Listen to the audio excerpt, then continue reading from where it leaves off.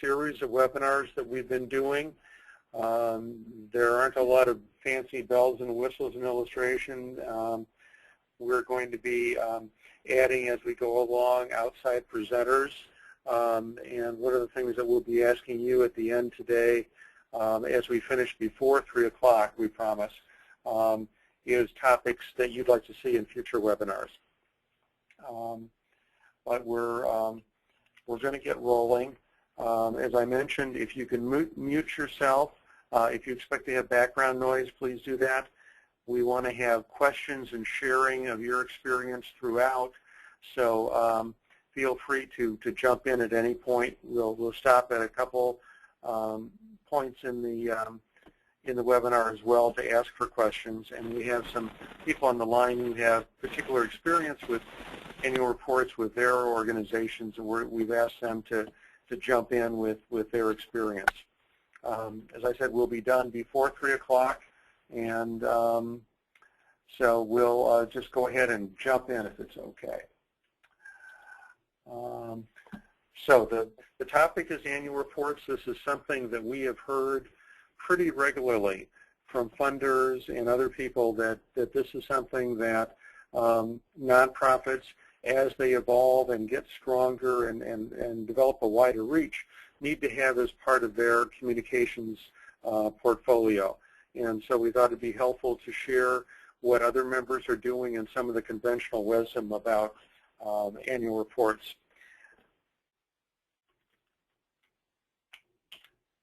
Before we do that, to move along here, we'd like to go through and just ask everybody to briefly introduce themselves, just your name, your organization, and your role with the organization, please. And let's start with Christoph.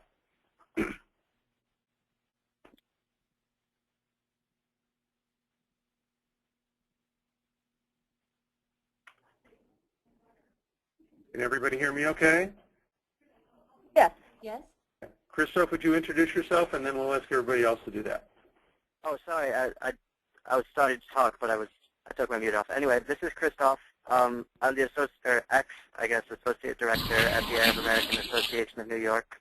Unfortunately, my replacement, William Hatter, couldn't join today. He's at a training. But my role was basically number 2 at this organization, development, management, administration, implementing our communications strategy. And I just want to give a shout out to my staff members, Evelyn, Jesse, and Sabrina, who I think are trying to log in. Hopefully they'll get the link to the PowerPoint soon. Okay, good. Well, happy to have them on board. Okay, who else is on the call? This is Rita Itani with the Center for Arabic Culture in Massachusetts. And your role there, Gabe? I'm president. And that's president of the board of directors. That's the a volunteer role.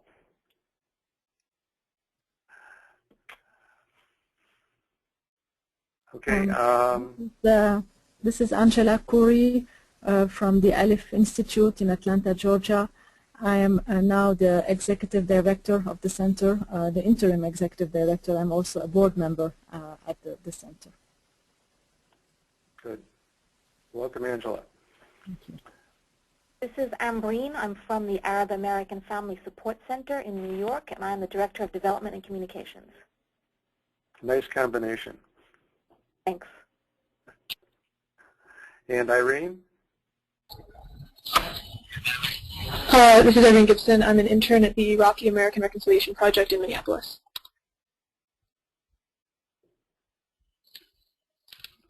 Okay, anybody else on the call? Okay. This is Katie Hanway with the I'm sorry, who is that? Katie Hanway with CAP. Okay, great. Anybody else? Okay, so today's agenda.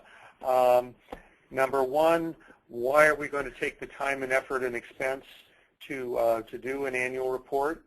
We'll talk about the audiences, the people that you're doing the report for, that you're trying to change their behavior or maintain it. We'll talk about the content and the formats for a good creative annual report. We'll talk some about how to distribute the report, how to get it out there in the hands of the right people, and then we'll talk about some general points and give you some resources that are that we've found that are available, and then do some wrap-up. So why make the effort?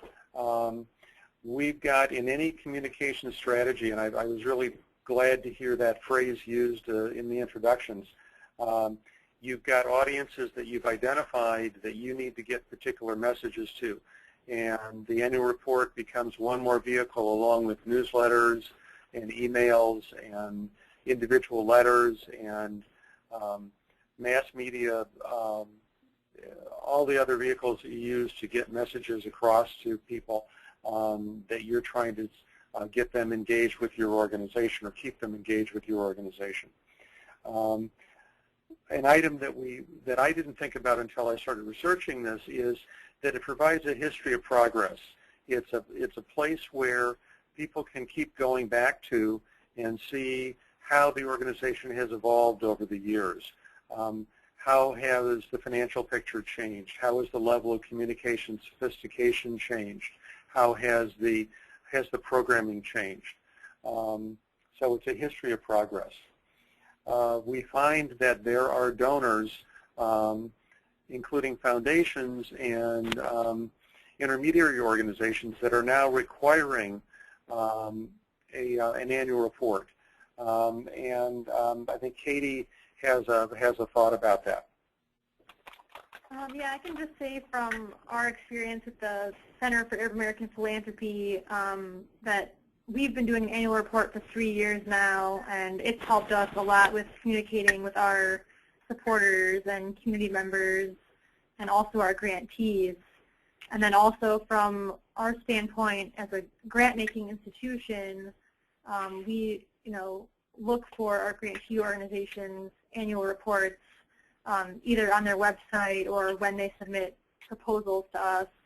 And I think it's something that really helps organizations be open and transparent with their funders and the community at large. Thanks, Katie.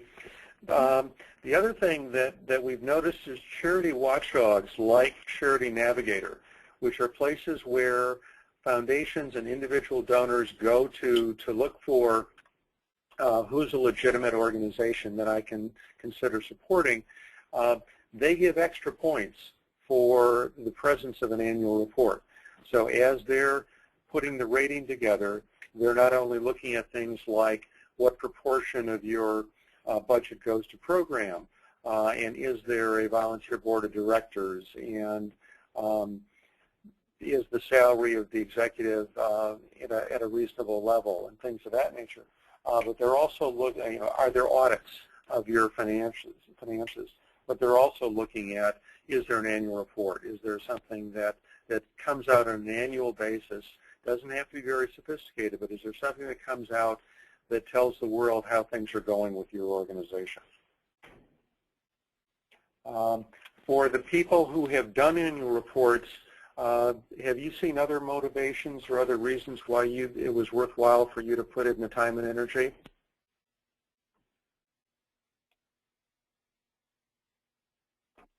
Well, if I may, this is Angela Corey. Like you mentioned, in addition to using the annual report to,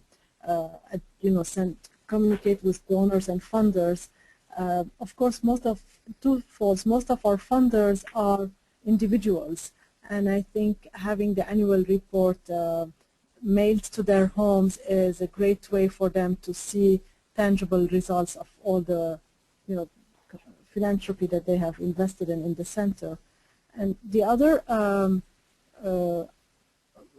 common use we've seen recently is that when we want to approach, like we have met recently with local museums and colleges, and we go present to them a project we want to work with them on. So we're not really addressing them for funds, but more for a collaboration.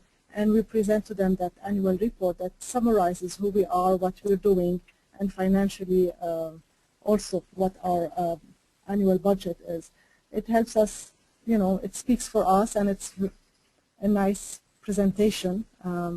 So it's, you know, although we don't do it annually, and we'll touch on this later maybe in the conversation, we do it in bulks of years, but it helps us address collaboration with other organizations. Okay, so maybe it gives you a little more credibility as a substantial organization? I think so. Instead of just coming with a list of programs that we do and a flyer, we also have this nice booklets about our financial report. Good. It also occurs to me that it's an opportunity for the organization to celebrate what's been going on for the last year and the successes, really hitting those highlights. We don't do that enough, I think, in the nonprofit world. We work hard every day, and we don't often take that opportunity to sit back and celebrate. Oh yeah, we did that fantastic thing last year, and that felt really good, and that was very meaningful for our community. Any other thoughts about why it's worthwhile to do an annual report?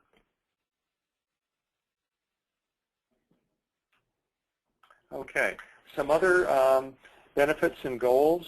Having done the report, again, it demonstrates accountability, that here's that transparency, here's that sort of justification of our nonprofit status, that the government has given us these tax breaks with the notion that we're serving the community, and this is a way to report back to the community on why that tax break is worthwhile, why their support is worthwhile, that accountability.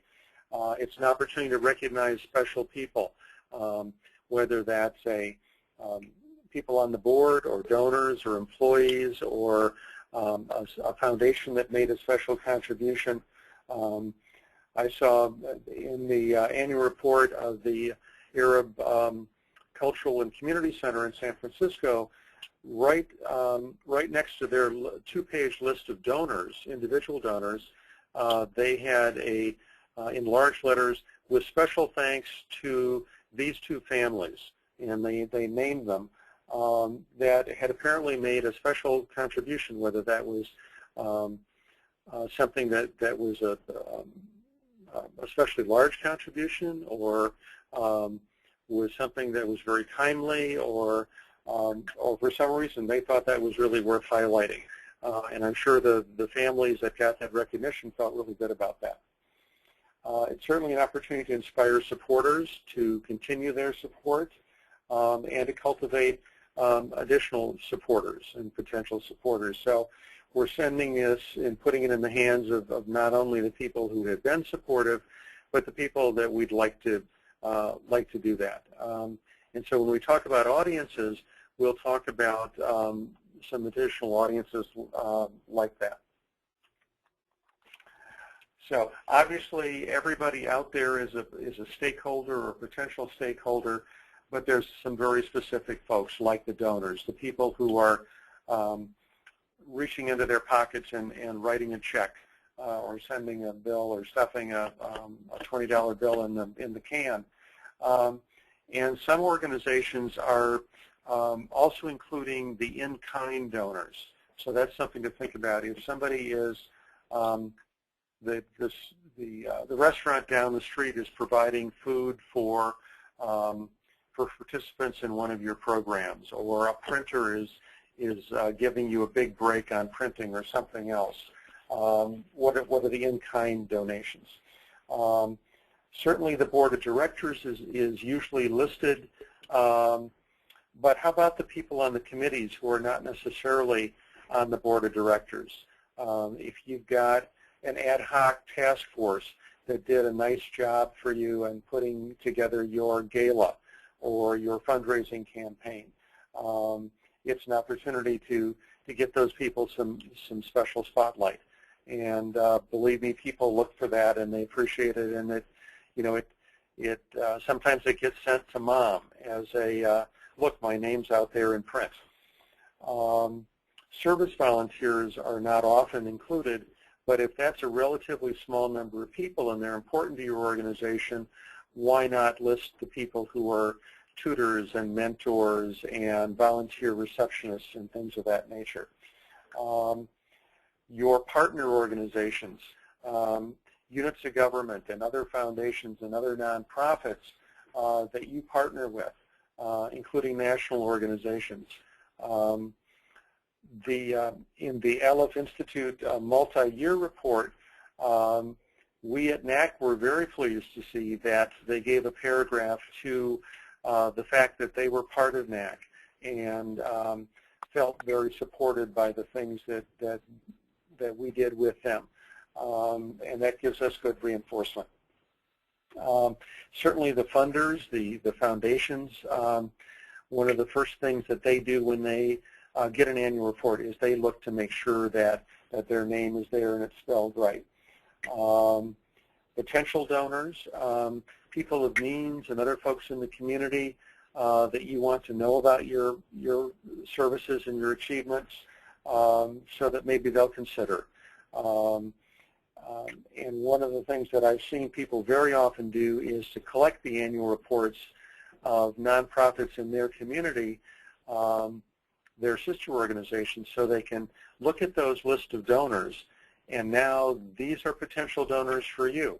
So it becomes a way of searching out potential donors that you can cultivate and get a hold of. Community leaders and elected officials can be receiving this, and these are folks that may be providing support or have the potential to provide support, whether it's use of space or a grant or something else, maybe an endorsement or participating in a program that you're doing. And then listing the staff, not only the executive staff, but the other employees. People like to see that kind of recognition. And then it's one of the debates then is, do you list it for everybody who was on board during that year that you're giving the annual report for, say it's 2012, or the current staff? And in the case of the board, you're probably doing, and the donors, you're doing that year that you're covering. But in the case of the staff, maybe it's everybody who was on board in 2012 plus new people, so that if folks are looking to get a hold of the current director of communications, that person's name is there even though that position is turned over.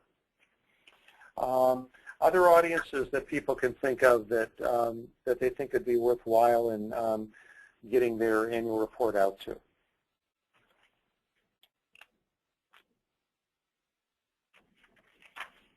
Any ideas? This is Katie with CAP. I would say maybe like the media or journalists. I don't think necessarily that, we wouldn't directly mail a copy to like somebody at a paper, but I think we have had instances where people who are interested in like writing a story on either Access or CAP have gone online to the website and looked for our annual report there. Okay. Maybe the beat reporter who covers your audience, your kind of service. They might read about a program highlight in your annual report and say, that's something that I might consider doing a story on. This is Christoph from ANY, and I would also add, or just kind of buckle down on community partners. There's a local school opening up about a block away from ANY that will hopefully give us classroom space. So the other day we gave the principal and I think the vice principal a copy of an annual report along with other materials. Good. Good idea. Anybody else? Corporate sponsorships. I'm sorry? Corporate sponsorships. Oh, good. So corporations that have underwritten programs or that are potential sponsors. And certainly if you're including photographs in your annual report, and very, very highly recommend lots of large, up-close photographs. The people in those photographs would certainly like to have a copy. We're going to talk about the value of captioning all of your photographs. Maybe not necessarily with the person's name, but with what's going on in that photograph. Okay, so the content for your annual report.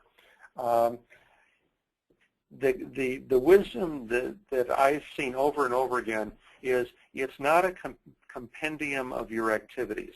It's really your accomplishments. It's the highlights of the year that you're reporting on. To really jump up the things that you're proud of and that you want the world to be thinking of when they think about your organizations.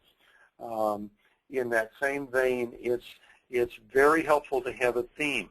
And that theme could be anything from how responsive your organization is to the changing needs of the community. It could be how personal your services are, the sensitivity with which you provide services, the partnerships that are part of everything that you do. It could be how volunteers are part of everything that you do, the major activities of your organization. But to have some sort of a theme that carries through the report, starts to give it some real substance, and it's something that you can hit hard in the executive director's letter to give that a little more punch. A mistake that we've seen is that organizations use the names of their departments as the segments of their report. I look at the Access Annual Report, for example. One of our departments is social services. That phrase doesn't have a lot of punch versus services to help refugees and new immigrants. And to break up the kinds of things that they do into the kind of components that people recognize as these are genuine services.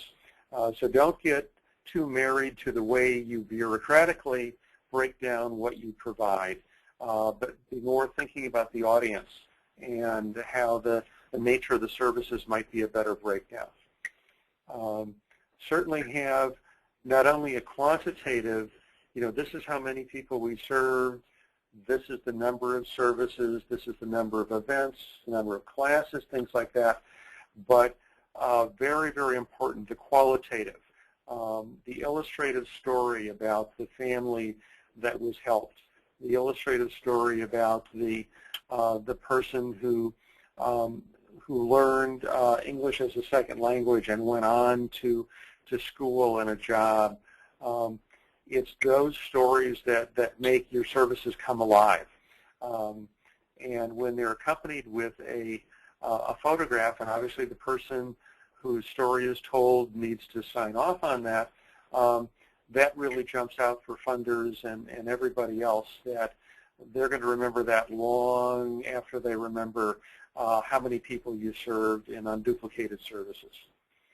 So personal stories, lots of up-close quality photographs, and we see over and over again in annual reports and other publications, here's the long shot of the class or the group shot of the people that participated in the event, and you can't make out faces. It's the face and the quality of the expression in that face that really grabs people.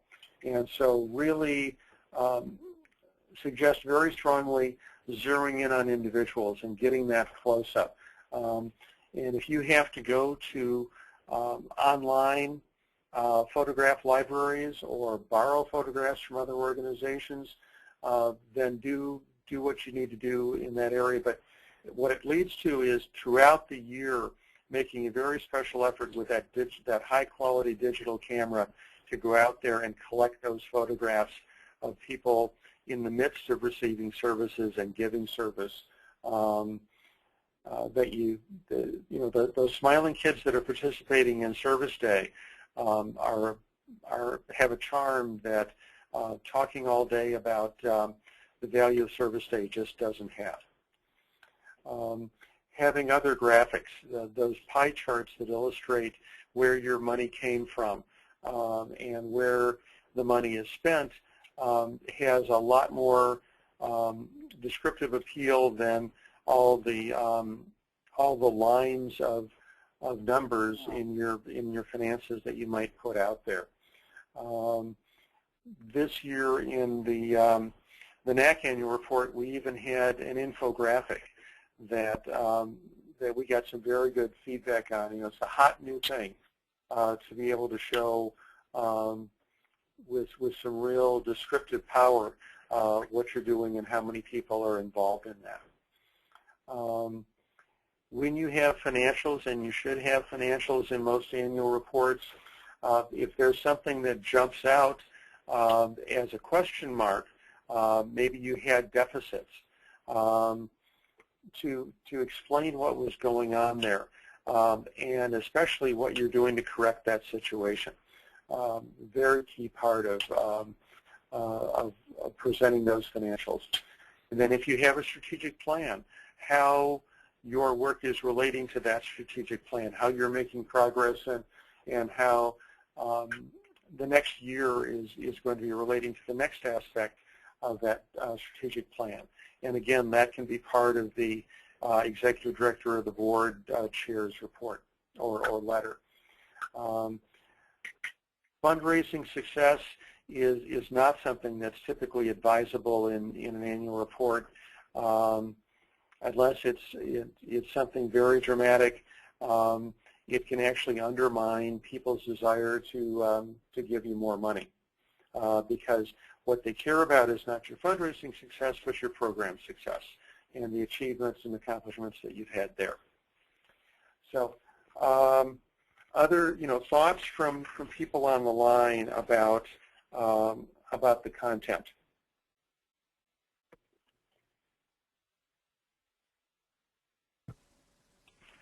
Anything? I would say personalize it a little bit with some stories or personal statements. To, like a quote? Like a quote, yeah. Yeah. Yeah. But I've seen it in the NAC and in the CAP, and we, there was a quote from Rada Mohanna, the board member here, and we were all very happy to read it. So it strengthened the connection. Good. Something that if the executive director or the board chair or just the editor of the annual report says something, that's taken with a grain of salt. It's fine, but if somebody from the community, a volunteer, a service recipient, is quoted, that has instant credibility, and they're able to say things that you're not able to say as the editor of the or the writer of the annual report. Other thoughts? One content piece that we added for ANY was an in the media page, which worked really effectively because we had a lot of great media about some of the work that we did. So we had links to videos and then some pretty high-profile stories. Good. Would you describe what you were trying to accomplish by including that? That's not a typical element. I mean, I think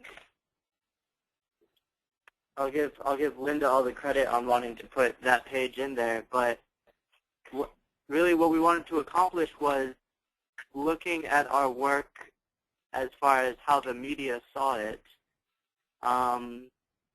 and also just, making it an online report so that people could click through and look at kind of like a time capsule of what we did in 2012. So it's stored there.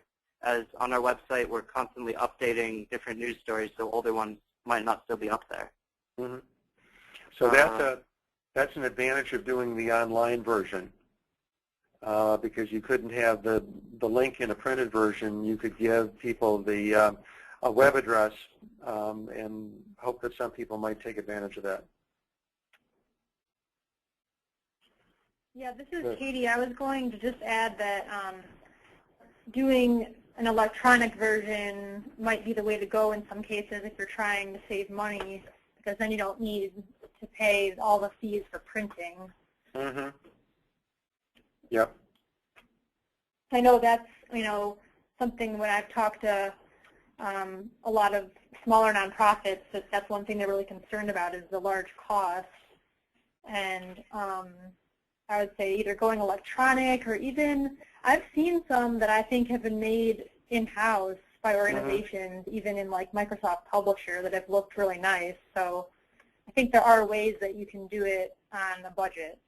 Yep, and we'll talk some more about that under formats. Okay. Okay, so specific content, what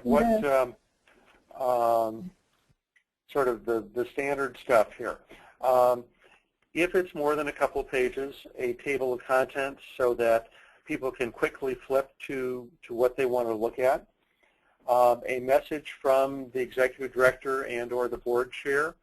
I think there's a, if it's from the exec or the board chair, then I think there's a tendency to wonder where the other person was, and to have two messages can seem sort of overkill.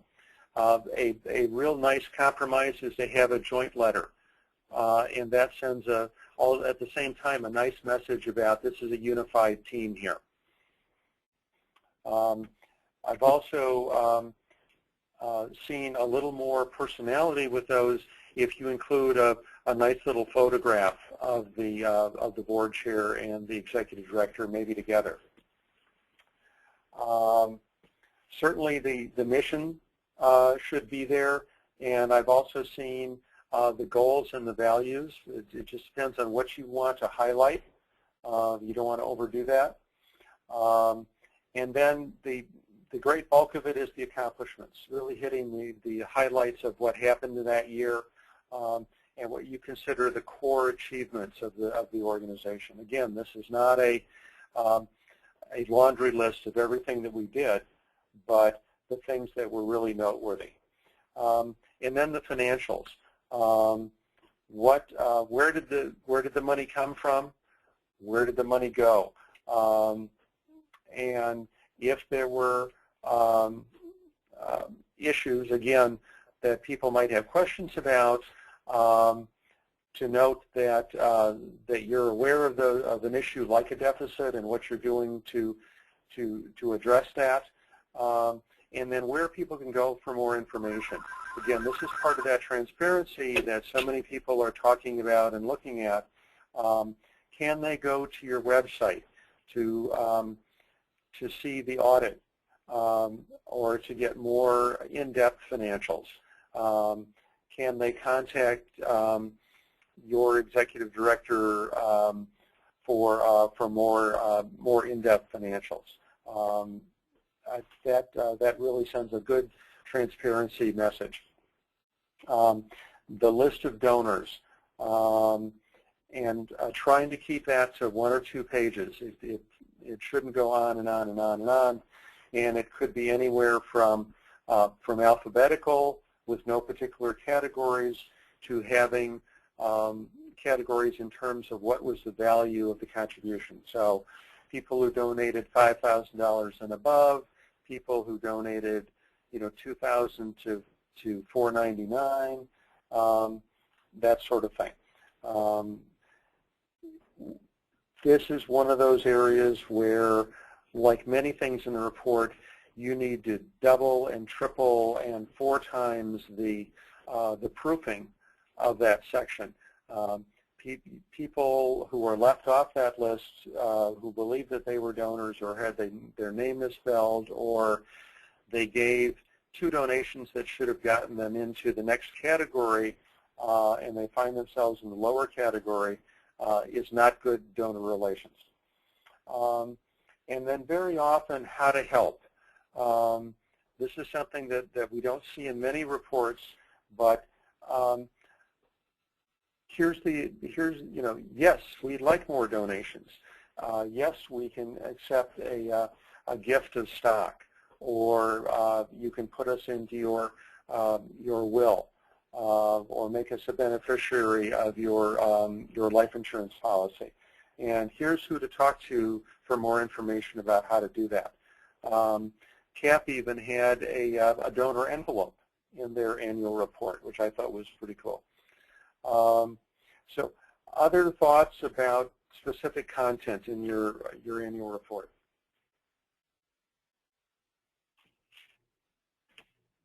Social media links might be good to include. Oh, good idea. So here's our Facebook page. Mm-hmm. Especially if it's going to be an website or electronic, blog. then they could actually click on it. Yeah, like blog, Twitter, Facebook. Mm-hmm. Good idea. Maybe inviting people to friend you on Facebook so that they can be getting your messages on a regular basis. Letting people know about your monthly e-news that people should subscribe to, and how to do that. Other thoughts?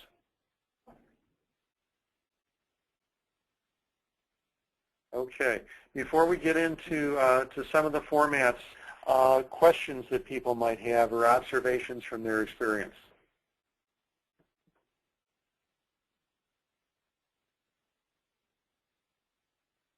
Anything at all?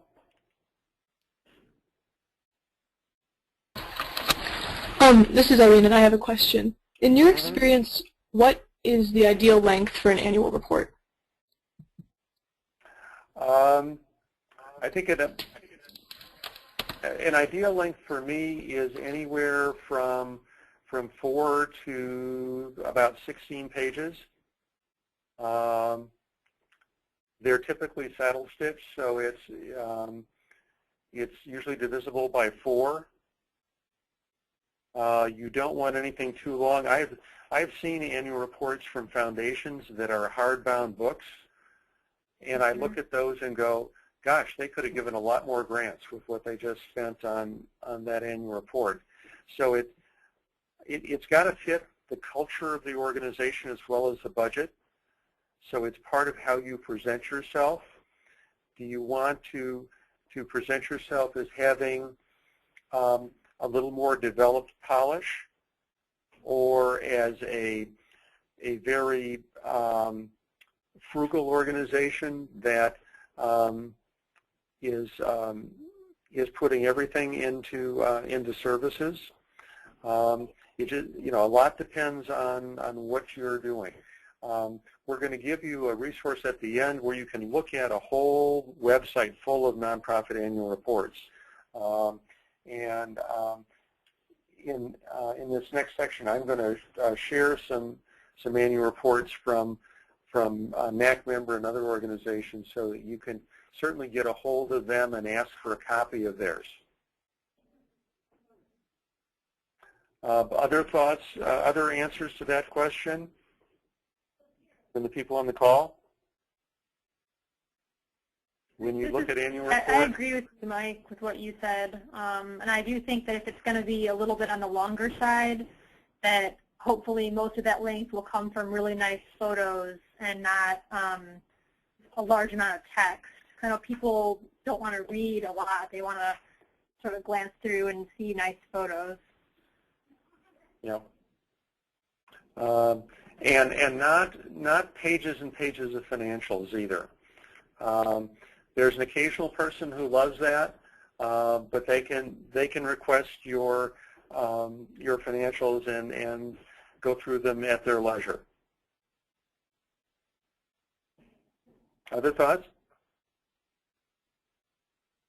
Okay. So in terms of format, we go right back to the answer to that question. It fits your organization. It fits your budget.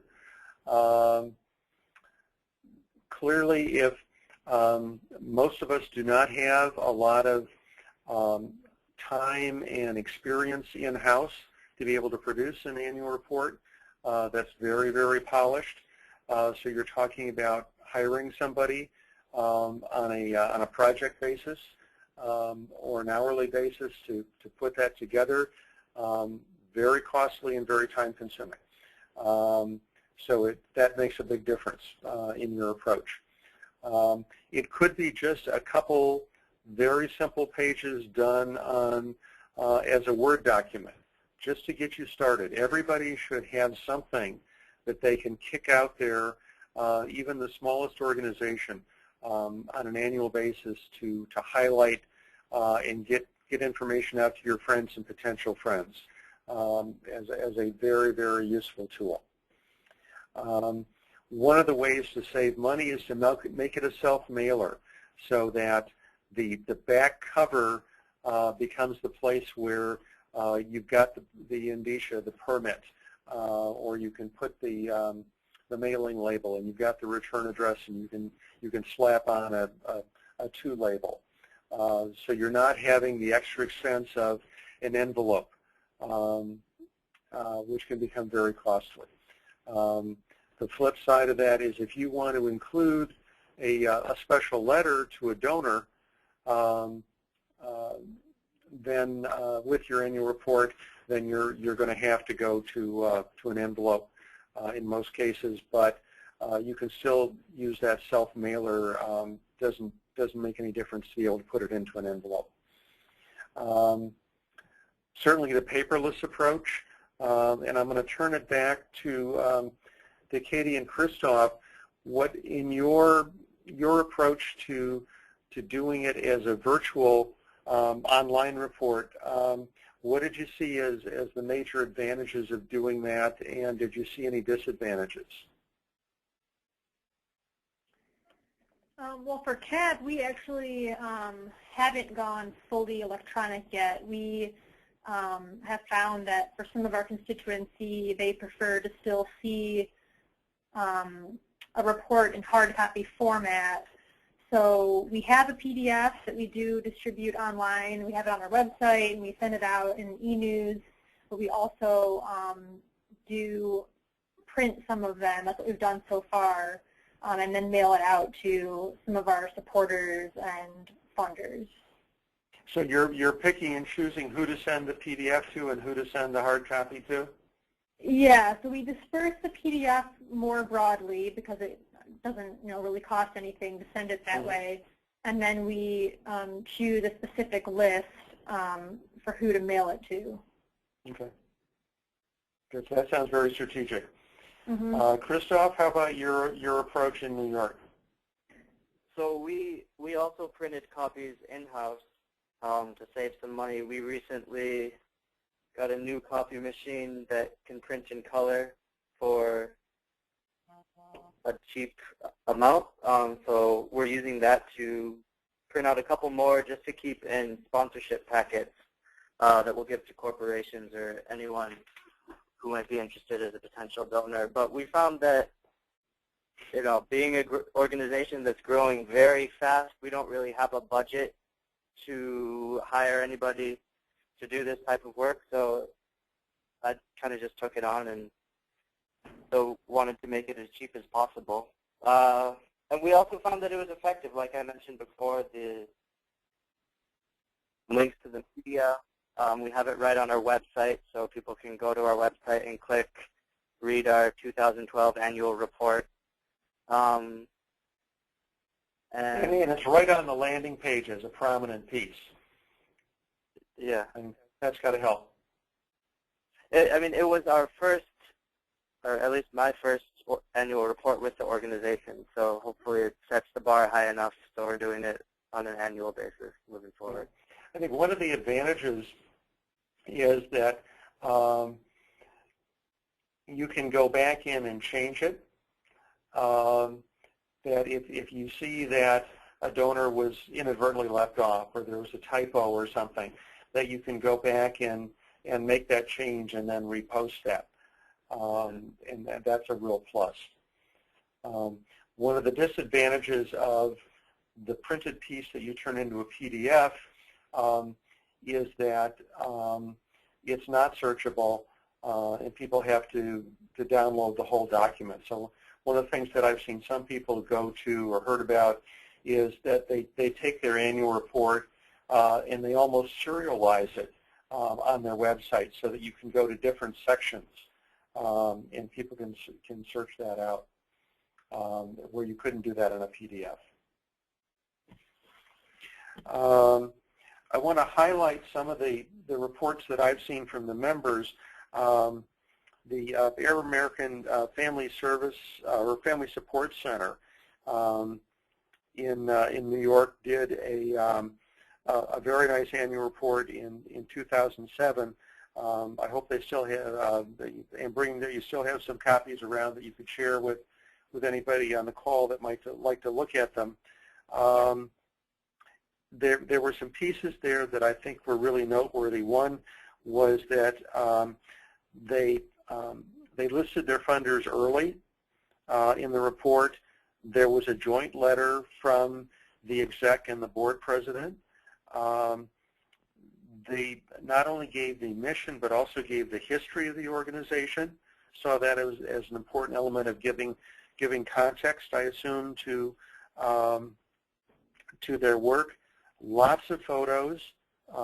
There were not captions to the photos, however, and there were nice graphics that were sort of thematically carried page by page on the cover and throughout the report that gave some nice continuity to it.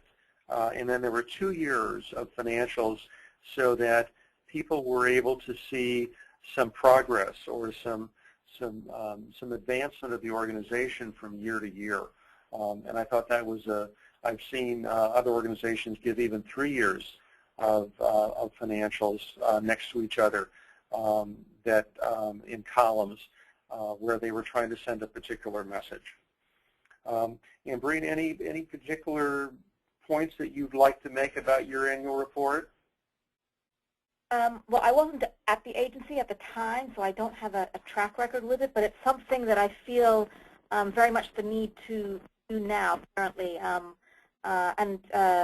We did like the format of it, and we hope to do something pretty similar, but I really like the suggestion of doing it electronically as well. But and we do have a couple of spare copies around. If anyone needs a copy, I'm happy to mail it to you. Just send me your information and I'll get it to you. Great. Talk about the Arab American Association of New York. You've heard it's online. It is a PDF online so that you can go to their website and get a hold of that. And if you've got a color copier, you can do that in color. Like the Arab American Family Support Center, it's a full color, which really has much more punch than black and white or one color. Again, it's very prominent on their webpage to be able to get it. Again, it's a joint letter, which sends a nice message. Again, lots of photographs, but no captions.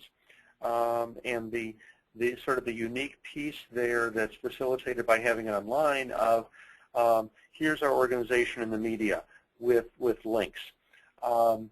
They chose not to do the financials in the report, and maybe Christoph, could you say a word about why you made that decision?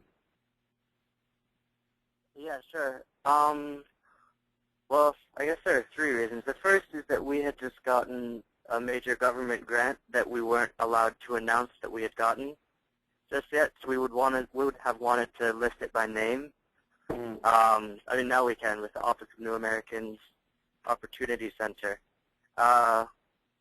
So whether to include that or not, given that the grant might fall through. And then also just given the understaffed, the executive decision was let's use this as it is, and we created separate financials. So if there were financials that were requested by people, then we could include that kind of as an addendum to the annual report. Good. Did you do anything in particular to let people know that that was available? No, and I guess we actually could, since we can edit the PDF, we could do financials available upon request. Mm-hmm. Yeah, or put that next to the link to the PDF. And Yeah. do another link to the financials. A lot of possibilities. Okay. Okay. The Aleph Institute did a nice report. This was a different approach. They called it an organization report, and it was a 2004 through 2009 kind of a catch-up report. Very nicely put together.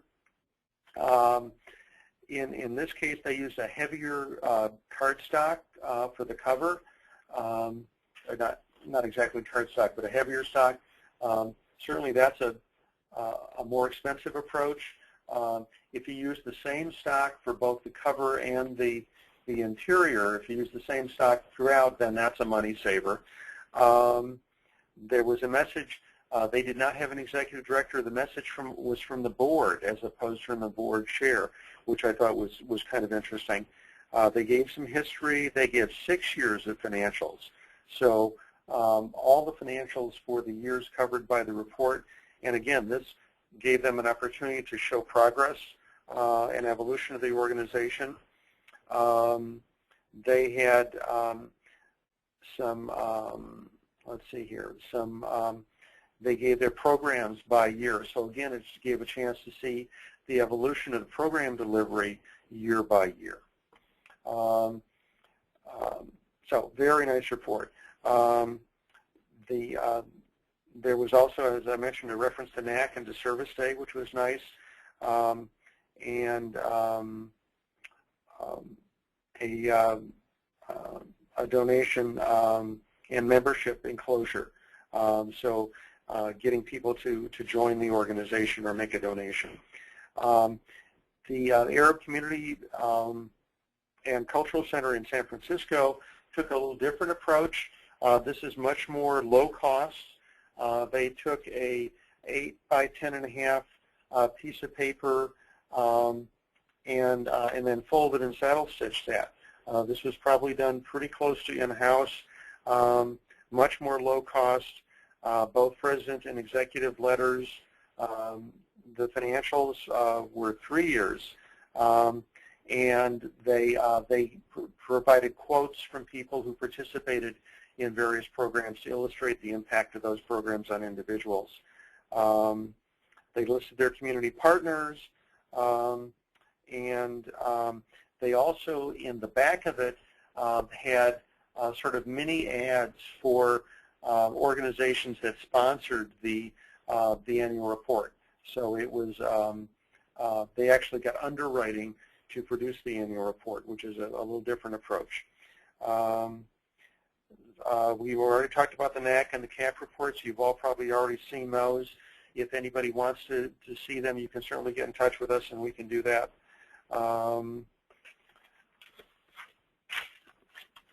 So in terms of distribution, the timing, you can do that most any time you want, maybe in conjunction with your annual meeting or a special fundraising drive.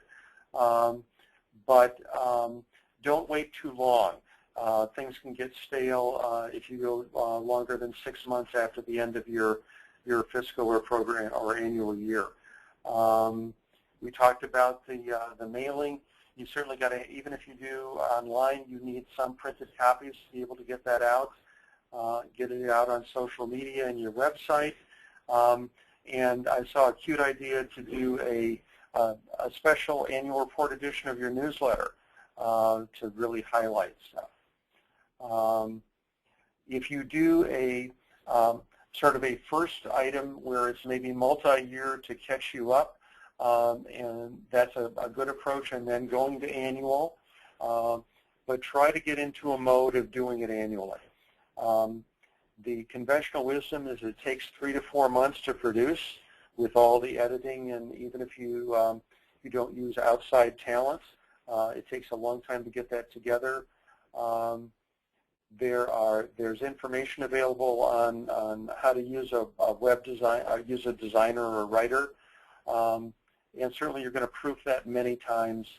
And something we don't often do is encourage to evaluate the impact. You know, pull people together and ask them what they thought of it. Is a really good thing to do. The resources are here. The PowerPoint will be on the NAC website along with a recording, so you can go back to this again and again as you like and share it with others. There's a wonderful ebook that we have a copy of called How to Write a Nonprofit Annual Report. And I love the sort of the subhead, impress your supporters and they'll give you the world. QV Miller is a wonderful communicator in the nonprofit world. I encourage you to look her up on Facebook and the web. Sign up for her e-newsletter and her Facebook posts. Lots and lots of good stuff there. The website that I mentioned where you can look at lots of good annual reports is nonprofitannualreports.net. Both TreeSaver and WordPress are softwares that you can use to help put your virtual annual report together. They're available for free. And there's another book called Publishing the Nonprofit Annual Report by Caroline Taylor that I have not looked at, but it's recommended by somebody that I trust, namely QV Miller. Other resources that people have seen or closing questions or sharing?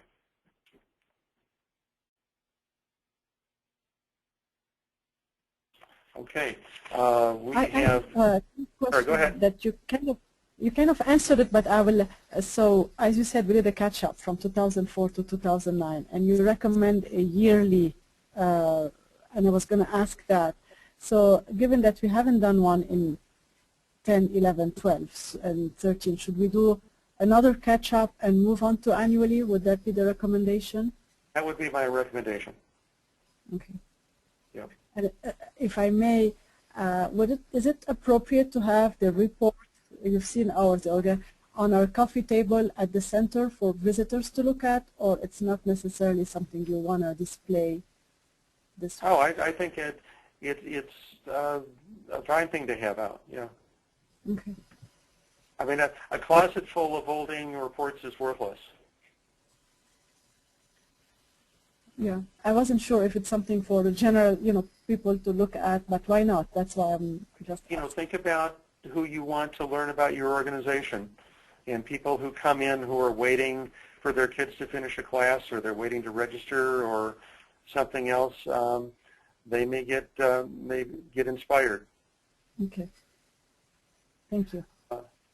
Our next webinar is June 15th. It's going to be on a financial management topic. 2 o'clock Eastern Time.